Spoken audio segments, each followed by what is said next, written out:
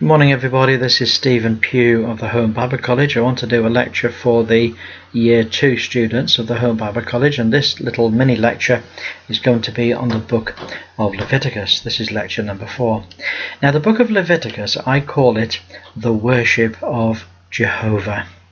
It's an Old Testament book of 27 chapters written by Moses, and we could describe Leviticus as being the handbook for the priests and the Levites.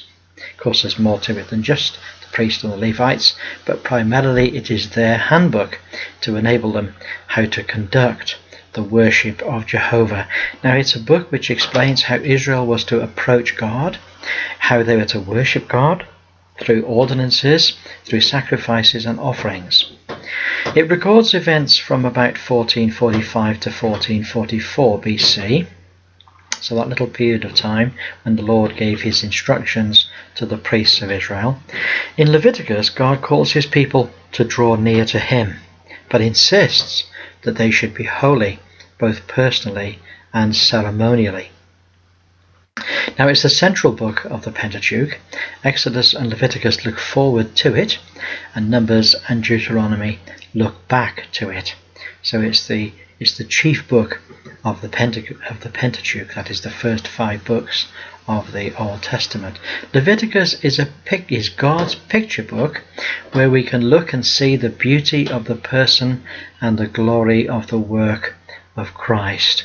The key word of the book is holiness, and we see that the way for Israel to approach God is by sacrifice, and the way to walk with God is by holiness. So there are 2 parts to the book. The first part is all about approaching Jehovah. We have the offerings, the priesthood, and holiness before the Lord. And the second part we would call living for Jehovah. So you've got approaching Jehovah and living for Jehovah. And it talks about holy days, it talks about the laws and the prophecies of the future, and how to be dedicated and devoted to the Lord. In the first 7 chapters we have the 5 offerings of the Lord: the burnt offering, the meal offering, the peace offering, the sin offering, and the trespass offering. Now, it's a tremendously fruitful study to go into these offerings and to learn something about how Israel, in their very specific covenant relationship with God, were able to actually come into the very presence of God in a clean and a holy state, and how they were able not only to deal with sin, but they were able to then offer gifts of worship and praise. The next few chapters, verse 8, 9 and 10, deal with the priesthood, and chapter 11 down to chapter 22 deals with practical holiness. How did the children of Israel live in a practical holy state before the Lord? Well, that's explained in all of those chapters. And then in verse 23 we have the description of the holy days. These were the feasts of the Lord, and there were lots of feasts of the Lord, and those feasts were obligatory, they were compulsory.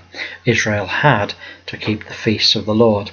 And then we have in verse 24, 25 and 26, we have laws and prophecies concerning the future.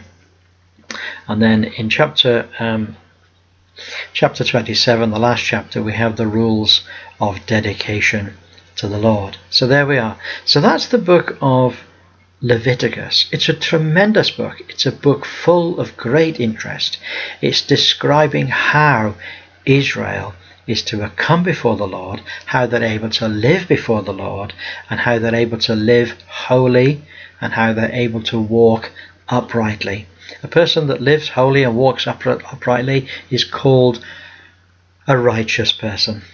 A person that doesn't bother, to clean, doesn't have any ceremonial cleanliness, and doesn't come and offer any sacrifices, is called a sinner. They're the person that breaks the law. A righteous person is one that keeps the law. So there we are. There's my thoughts on the book of Leviticus. I look forward to speaking to you next time. Have a great day. Bye for now.